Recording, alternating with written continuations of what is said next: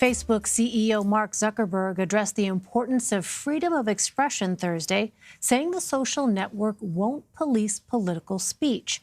Speaking at Georgetown University, Zuckerberg characterized Facebook as a free speech platform. Last month, the company announced a policy-making campaign ads exempt from fact-checking.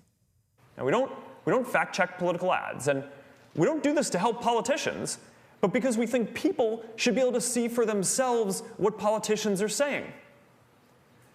And for the same reason, if content is newsworthy, we also won't take it down even if it would otherwise conflict with some of our standards. Now, I know many people disagree with this, but in general, I don't think it's right for a private company to censor politicians or the news in a democracy.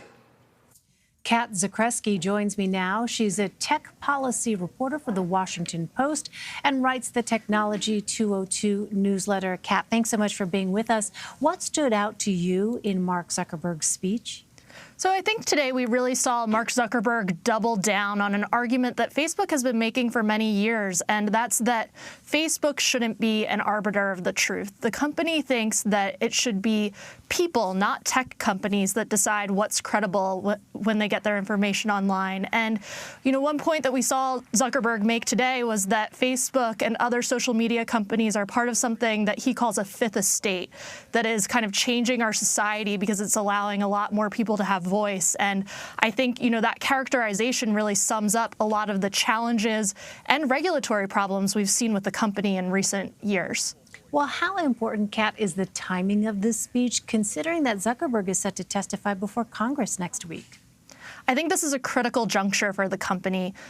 With Zuckerberg coming into the Hill next week, he's coming into a different Washington than the one he visited 18 months ago when he last testified in Congress. And, this is going to be a Democrat-led session. The party's been very tough on tech. And while the hearing is focused on Project Libra, policymakers really have a laundry list of concerns with the company right now, whether it's the violent extremism that we've seen become available on the site or concerns about election interference. And so I think that this is Facebook really getting ahead of that hearing next week and laying out what its defense is going to be. Well, your colleague at The Washington Post interviewed Zuckerberg before the event. The Facebook CEO defended allowing politicians to lie in ads. What's his reasoning behind that? So his reasoning kind of dovetails with what I mentioned at the beginning. It's that Facebook shouldn't be the one determining what is fact from fiction online, especially in political discourse. And, Facebook in recent weeks has talked a little bit more about this. It's been a policy that the company has quietly held for some time, but it's come to light more recently, and we've already seen some tension over this as Democrats have challenged the company on this policy, raising concerns about Facebook allowing President Trump to run ads that contain false allegations about former Vice President Joe Biden and his son.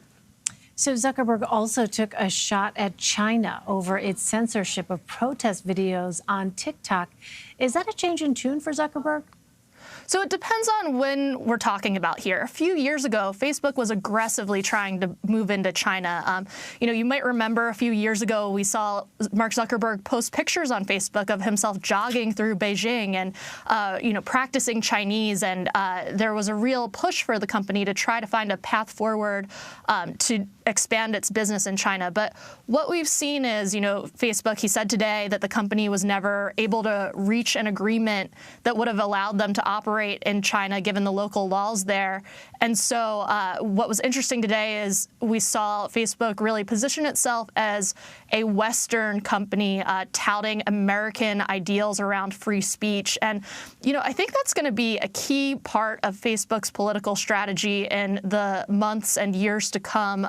As you know, the company is facing a lot of antitrust scrutiny right now. And one of the arguments that, we're hearing from Silicon Valley executives is that these companies need to be large in order to compete with the large companies out of China. They're saying regulators in China aren't going to break those companies up. So if you want the U.S. to maintain its technological advantage, this recent wave of antitrust scrutiny is getting a bit dangerous. Well, meantime, 2020 elections are just around the corner. Did Zuckerberg outline plans to strengthen its platform against foreign influence? He did talk a bit about what the company has been doing since the 2016 election to strengthen its defenses. A big part of Zuckerberg's focus in today's speech was the action that the company has taken to better defend against fake accounts.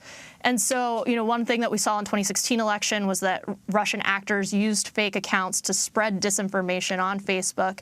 And the point Zuckerberg made today is that, if Americans had been sharing some of that information, that would have been okay. That would have been fine speech. The problem was that it was these fake Russian accounts doing it. And so the company has really cracked down on what it calls coordinated and authentic behavior. And so we regularly now see announcements from Facebook where they talk about taking down such fake accounts. But, I think there's a lot of challenges still ahead for the company. There are new threats that we didn't have in 2016, particularly a lot of concerns about manipulated video, so-called deep fakes that are edited with artificial intelligence. And Zuckerberg told my colleague Tony Rahm that Facebook is in the process of working through a policy on addressing such videos. Interesting. Well, finally, Kat, you mentioned this a moment ago. Facebook is being investigated by the Justice Department and 40 state attorneys general for possible antitrust violations. What is expected to come of that investigation?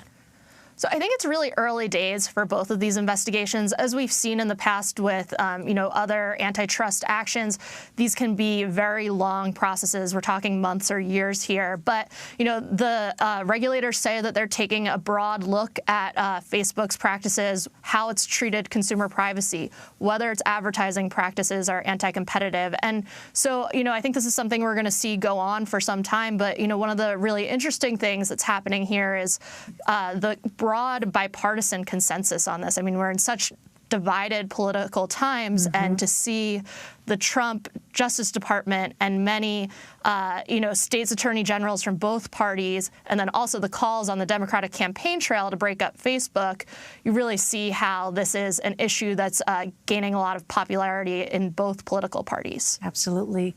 Kat Zakrzewski. Kat, thank you so much for joining us. Thank you.